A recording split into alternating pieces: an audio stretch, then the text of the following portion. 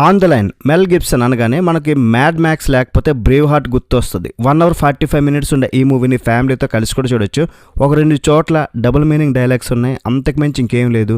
Review అయితే పూర్తిగా చూడండి, అప్పుడే మీకు ఫుల్ క్లారిటీ వస్తుంది. ముందైతే ఛానల్ని సబ్స్క్రైబ్ చేసుకుని వీడియోకి ఒక లైక్ వేసుకోండి, కామెంట్ సెక్షన్లో హైప్ కూడా ఇచ్చేయండి. ఫస్ట్లీ బేసిక్గా ప్లాట్ ఏంటంటే మన హీరో ఎల్విస్ అదే మెల్ గిబ్సన్ ఒక రేడియో జాకీ, అంటే ఆర్జే, మామూలు ఆర్జే కాదు, అర్ధరాత్రి పూట షోలు చేస్తూ కాలర్స్ని ఆట ఆడుకునే టైప్ అనమాట. నీ గొంతు బాగుంది, నీ లవ్ స్టోరీ చెప్పు అని మాట్లాడే రకం కాదు, కాస్త పొగరు ఎక్కువ. ఒక రాత్రి షో జరుగుతుంటుంది, ఆ మధ్యలో గ్యారీ అని ఒకడు కాల్ చేస్తాడు. ఆడు సైకోగాడు.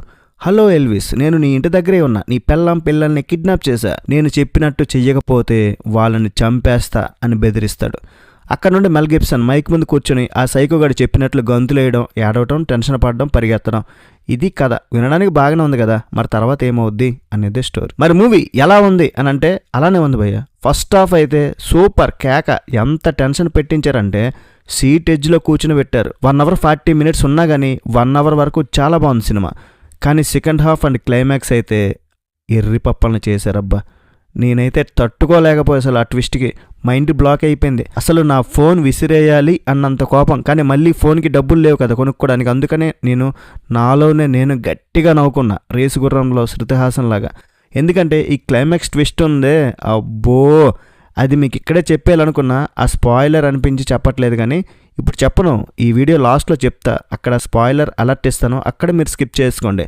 కానీ అప్పటి వరకు అయితే రివ్యూ అయితే చూడండి. మంచి థ్రిల్లర్ కదా అనుకునే లేపే ఎర్రి మొహం వేసుకొని చూడాల్సి వచ్చింది భయ్య. సెకండ్ హాఫ్ అండ్ క్లైమాక్స్ బొక్క అయిపోవడం వల్ల ఒక బిలో యావరేజ్ మూవీ అయిపోయింది. సినిమా స్టార్టింగ్లో చాలా టెన్షన్ బిల్డప్ బాగుంటుంది, కానీ తర్వాత మొదలవుద్ది అసలు సిసలైన రొట్ట. ఆ విలన్ గారు ఫోన్లో ఆర్డర్లు వేస్తుంటాడు, మన హీరో గారు రేడియో స్టేషన్ మొత్తం పిచ్చోడ్లో పరిగెడుతుంటాడు.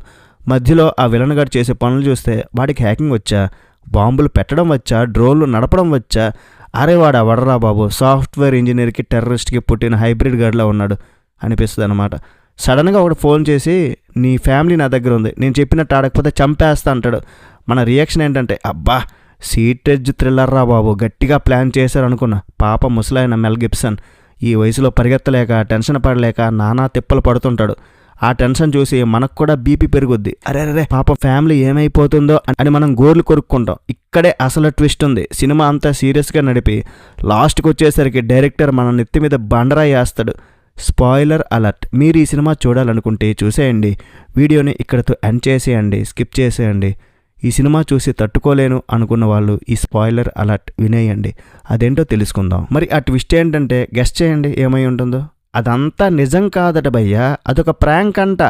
యూట్యూబ్లో it's a prank bro videos ఉంటాయి కదా, అలాంటిదన్నమాట. అంటే మ్యాడ్ సినిమాలో లాగా అన్నమాట.